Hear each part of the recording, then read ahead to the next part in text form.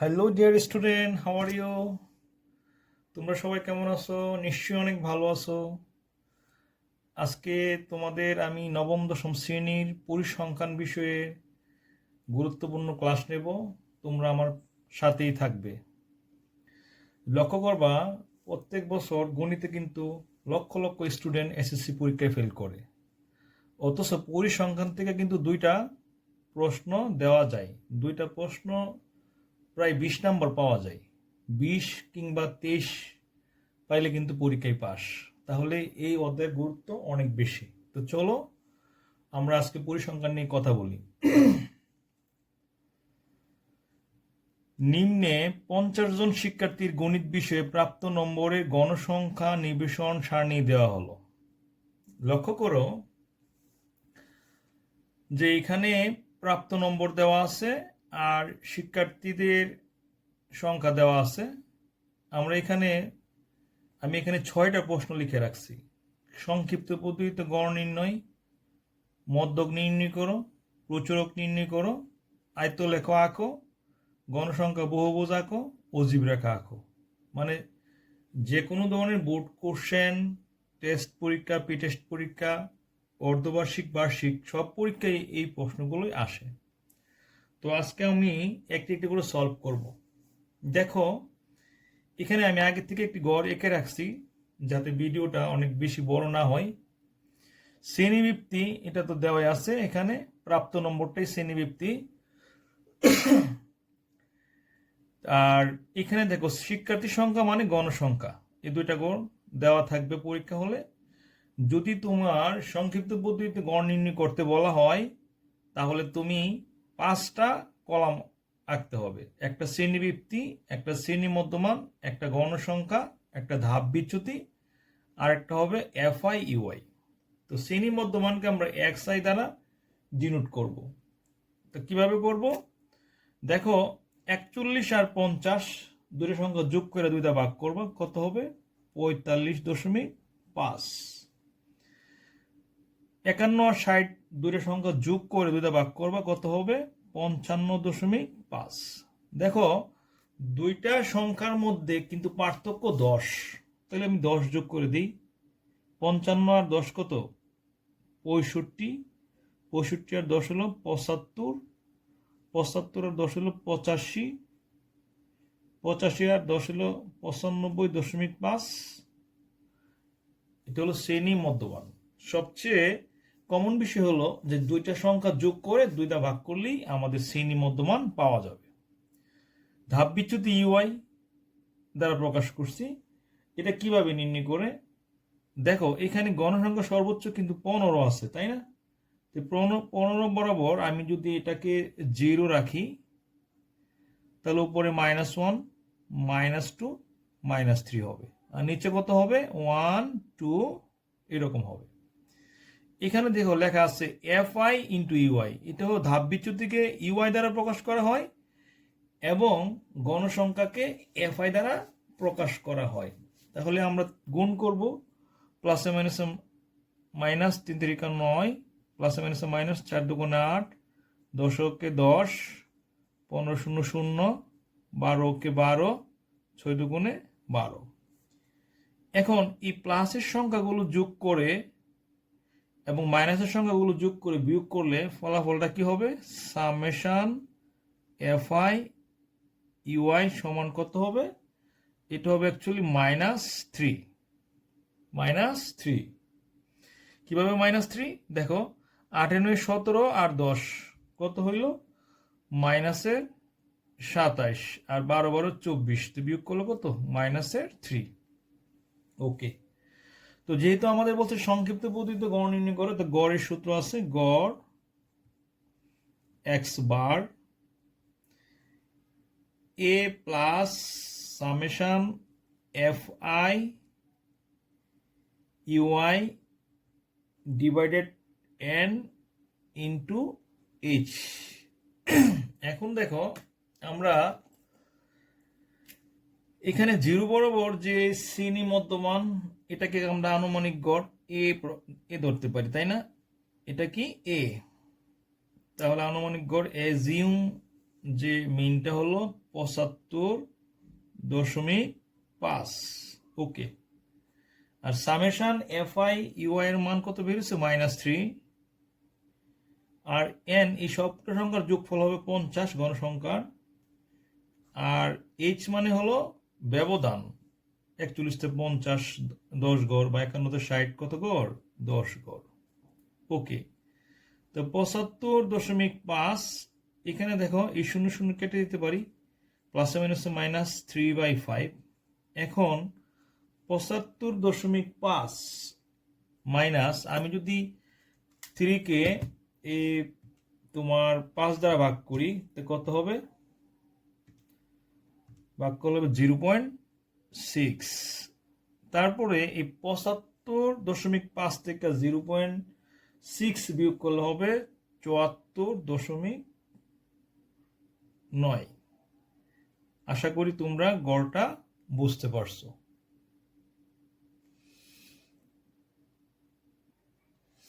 এখন আমরা মধ্যক নির্ণয় করব। ডিয়ার স্টুডেন্ট, তোমরা জানো যে এই পরীক্ষার প্রশ্নে শ্রেণীবৃত্তি আর গণসংখ্যা দেওয়া থাকবে, তাই দিকে দিকে দুইটা লিখবা। আর একটা গড় ক্রমযোজিত গণসংখ্যা অতিরিক্ত লিখতে হবে। তো ক্রমযোজিত গণসংখ্যা কিভাবে নির্ণয় করে? প্রথমটা কত? 3, 4 আর 3 7, 10 আর 7 17, 17 আর 15 যোগ করলে কত হবে? 32, 32 আর 12 যোগ করলে 44, 44 আর 6 যোগ করলে 50। এভাবে তোমাদের ক্রমযোজিত গণসংখ্যা বের করতে হয়। ওকে। এখানে n ইকুয়াল টু কত? n ইকুয়াল টু কত বেরিয়েছে? 50। ওকে। সুতরাং n/2 কত হবে?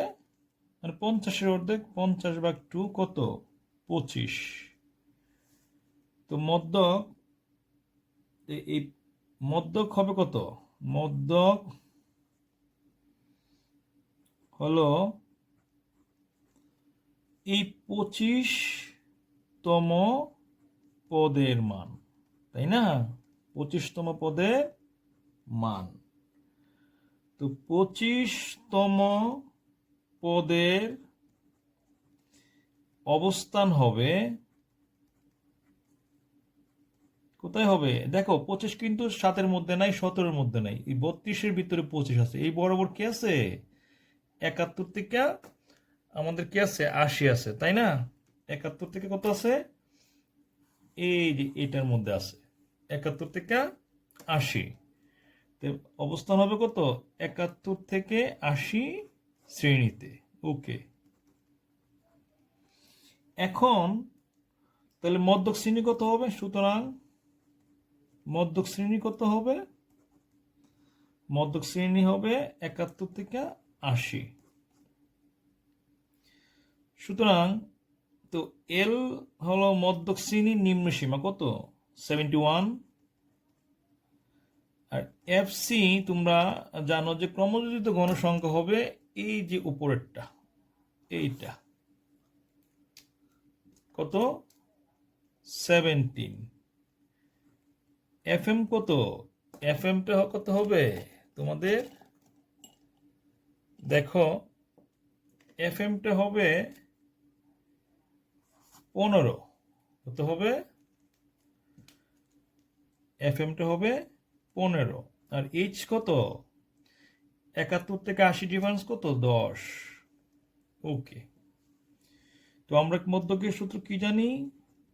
মধ্যক L plus n/2 minus FC into H/FM।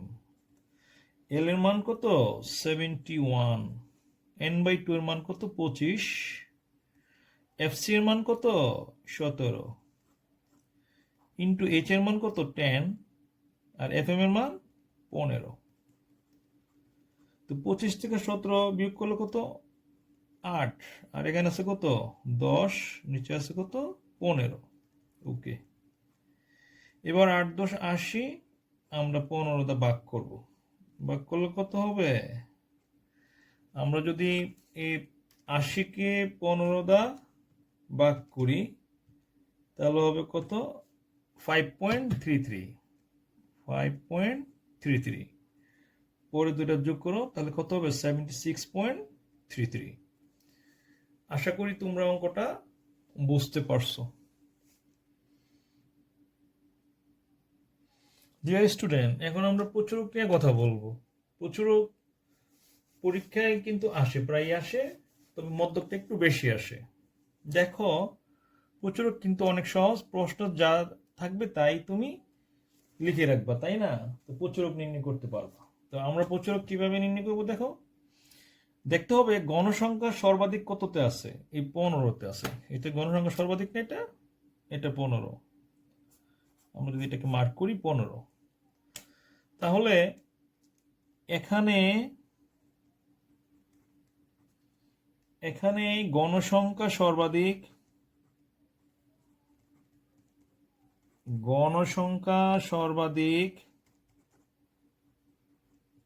15 আছে। কত? এই 71 থেকে 80 শ্রেণীতে। তাহলে আমরা যদি 71 থেকে 80 শ্রেণীতে থাকে, এই যে এই শ্রেণীটা,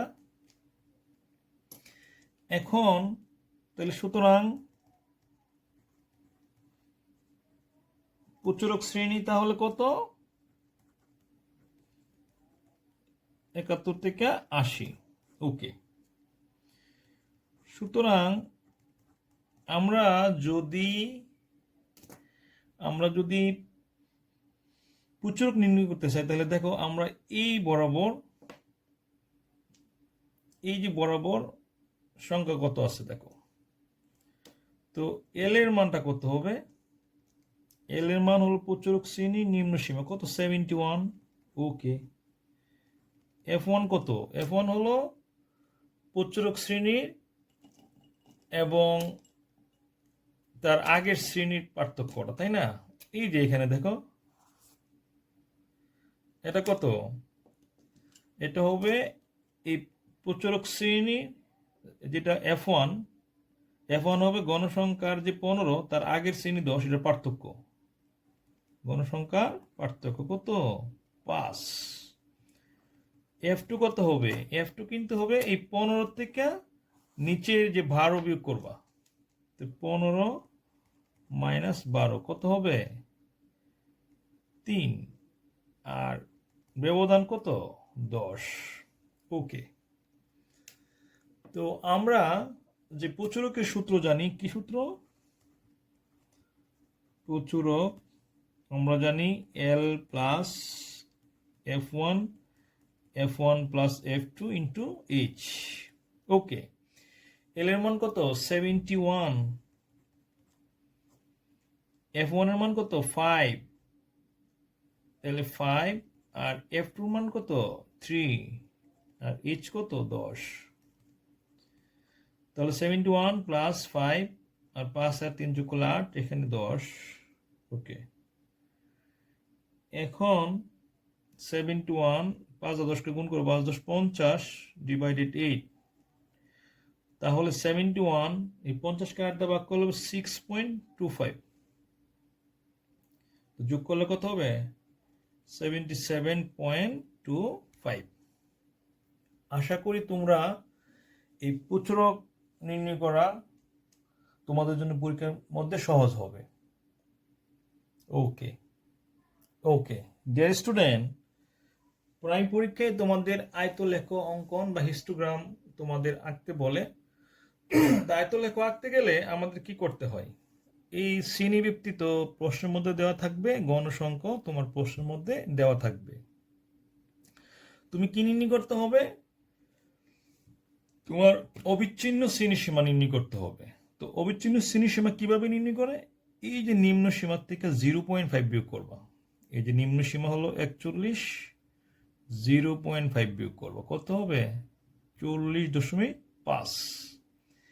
এটা হলো 40.5। আর উচ্চ সীমার লগে তুমি 0.5 যোগ করবা, তাহলে কত হবে? 50.5। তাই না? এখন দেখো এখানে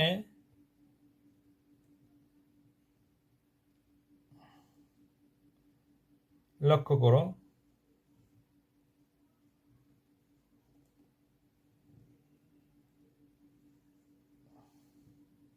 দেখো তাহলে এটা হবে 50.5।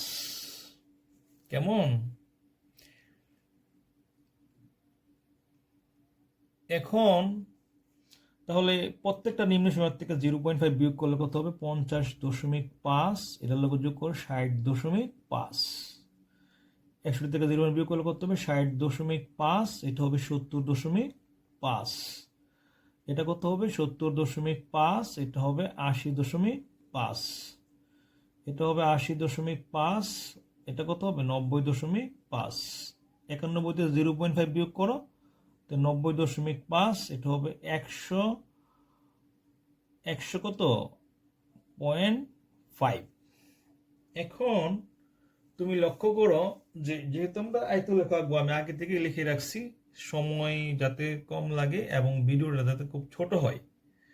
কি লিখে রাখছি? সব কাগজে 1 ছক্ষ বরাবর প্রতি গড়কে অবিচ্ছিন্ন শ্রেণীসীমার 2 একক, অবিচ্ছিন্ন শ্রেণীসীমার 2 একক এবং ওই অক্ষ বরাবর প্রতি গড়কে গণসংখ্যার 2 একক ধরে আয়তলেখ অঙ্কন করা হয়েছে। ওকে, তাহলে আমরা এই বরাবর কি লিখবো? এই 40.5। এটা কত হবে? 50.5, 60.5, 70.5, 80.5, 90.5, 100.5 আমরা লিখলাম। এখন গণসংখ্যা আমি লিখে রাখছি 5, 10, 15, 20, 25, 30। তো ওই অক্ষ বরাবর বলছে গণসংখ্যা 2 একক ধরে করার জন্য। তো এখানে 3 দুগুণে কত? 6। আমরা উপরে এই বরাবর একটা আমরা বিন্দু দেব 6 বরাবর। দেখো এখানে 50.5 বরাবর কত? 3 দিবা। 3 দুগুণে কত? 6। এইখানে আমরা 6 দেব। ওকে, তারপর এটা 4 দুগুণে কত? 8। কত? 8। আমরা 8 একটু অনুমান করে দেব, পরে তোমরা গ্রাফ পেপারে রেখে নিও। 70.5 হলো 20, 10 দুগুণে 20। 80.5 হলো 15 দুগুণে কত? 30। ওকে, তো এখানে দেখো আমরা যে কাজটা করব, 40.5 থেকে 50.5 এটা আমরা কত? 6 ঘর রাখবো। 6 ঘরটা এখানেই, এই আমরা এঁকে নিলাম। ওকে, এটা কত? 50 থেকে 60 হলো 8। ওকে, 50 থেকে 60 হলো, আমরা 8 দেব, যে 2 একক ধরছি আমরা। তাহলে 8 দিলে কি হবে আমাদের? 8 দিচ্ছি আমরা, 8। ওকে, তারপরে 60 থেকে 70 হলো 20 নেব। 10 দুগুণে কত? 20। 20 নেব, তো আমরা 20 নিলাম। এখন এখানে 2 একক 70 থেকে 80 হলো 15 দুগুণে 30 নেব আমরা। আমি একটু ওটা দিয়ে রাখছিলাম মার্ক করে, 30। এখন কত হবে? 30। এরপরে দেখো 80 থেকে 90 এর গড়ে 12, 12 দুগুণে 24 আমরা নেব। 24 কত? এখানে একটু মার্ক করে রাখি। আমরা একটু, আমরা এখানে কত নিলাম? 24। আর 6 দুগুণে কত? 12, 10, 10, 12 একটু পাশে নিয়ে নিই।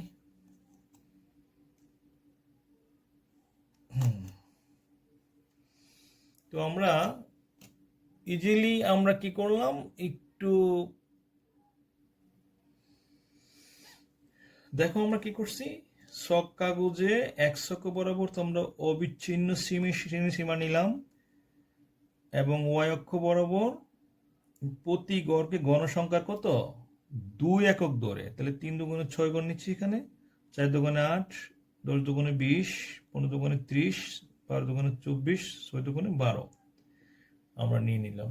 তাহলে এখানে মূল বিন্দু থেকে এই 40.5 পর্যন্ত গড়গুলো আছে বোঝাতে সেট চিহ্ন ব্যবহার করা হয়েছে। আশা করি তোমরা এটা সুন্দর মতো বুঝতে পারছো। ওকে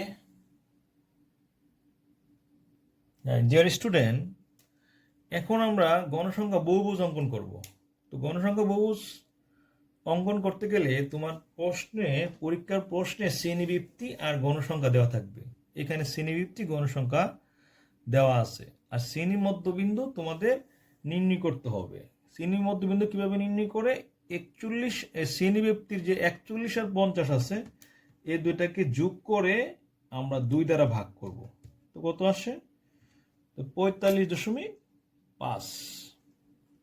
ওকে, এরপরে 51, এই যে 51 আর 60 যোগ করবা, 51 যোগ 60 কত হবে 111, ভাগ করবা 2 দ্বারা, কত হবে 55.5।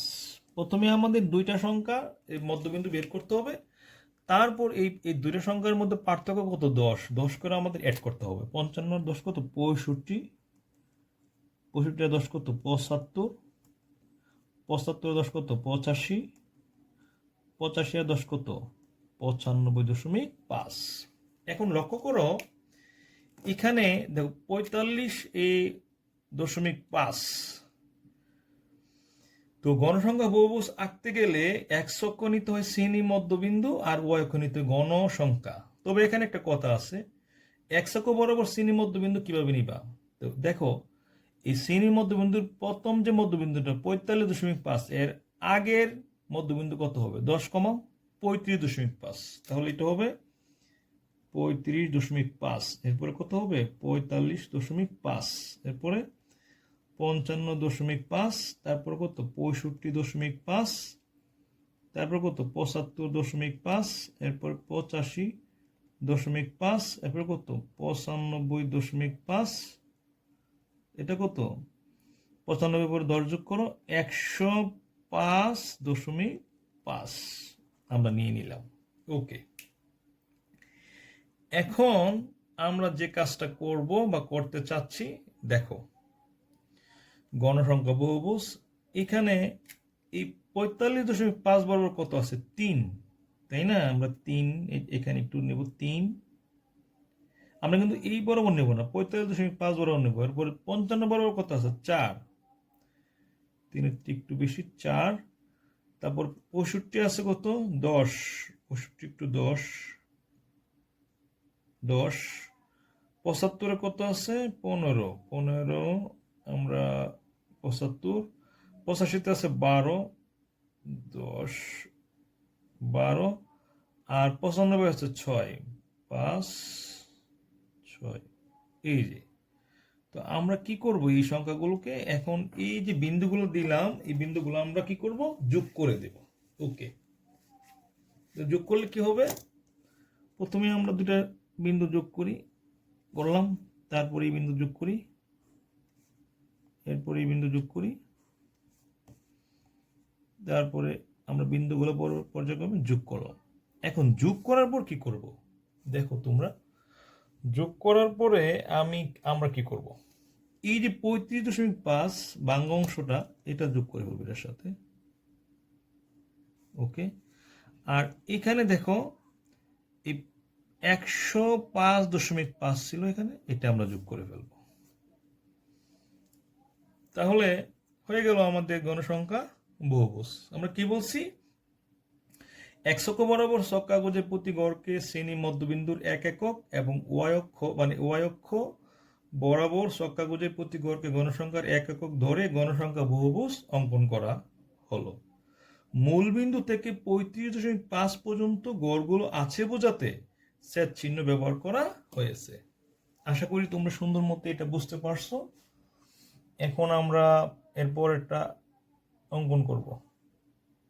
হ্যাঁ ডিয়ার স্টুডেন্ট, এখন আমরা অজীব রেখা অঙ্কন করব।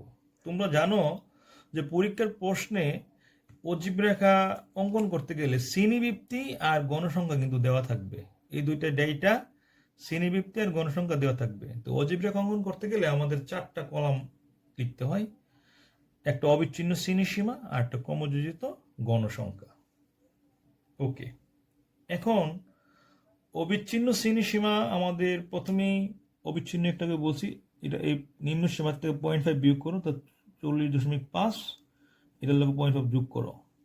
ওকে, তো 51.5 বিয়োগ করো, 50.5, উচ্চ সীমার লোক যোগ করো 60.5, সব কয়টা এরকমই হবে। হ্যাঁ, তা 70.5, 70.5, 80.5, 81 থেকে 0.5 বিয়োগ করো, তো 80.5, 90 লোক যোগ করো 90.5, 91 থেকে 0.5 বিয়োগ করো 90.5, এটার সাথে যোগ করো 100.5। ওকে, এখন আমরা ক্রমযোজিত গণসংখ্যা যোগ করব 3। ওকে, 3 আর 4 7, 7 আর 10 17, 17 আর 15 কত 32, 32 আর 12 কত 44, 44 কত 60, তাই না? আমাদের 60 হইল। আমরা যদি এটাকে আবার যোগ করি, 3, 4 আর 3 7, 7 আর 10 17, 17 আর 15 কত 7 7 12, 1 2 3 32 আর 12 কত 12, 2 2 4 আর 3 1 44, 44 আর 6 কত 60। এখন আমরা যে কাজটা করব, তো দেখো এই 44 আর 6 কিন্তু এখানে কত হবে 50 হবে। ওকে, এখন দেখো আমরা এটা কিন্তু 50, হ্যাঁ আমি একটু মার্ক করে রাখি 50। ওকে, তো অজীব রেখা আঁকতে গেলে আমরা জানি যে x অক্ষ বরাবর অবিচ্ছিন্ন শ্রেণী সীমা নিতে হবে, অবিচ্ছিন্ন শ্রেণী সীমা উচ্চ সীমা নিতে হবে, আর y অক্ষ বরাবর ক্রমযোজিত গণসংখ্যা নিতে হবে। ওকে, তো x অক্ষ বরাবর ছক্কাগুজের প্রতি গড়কে অবিচ্ছিন্ন শ্রেণী ব্যবধানে উচ্চ সীমার একক নিতে হবে। উচ্চ সীমা যেমন এখানে আমাদের কত আছে 40.5 ঠিক আছে 50.5।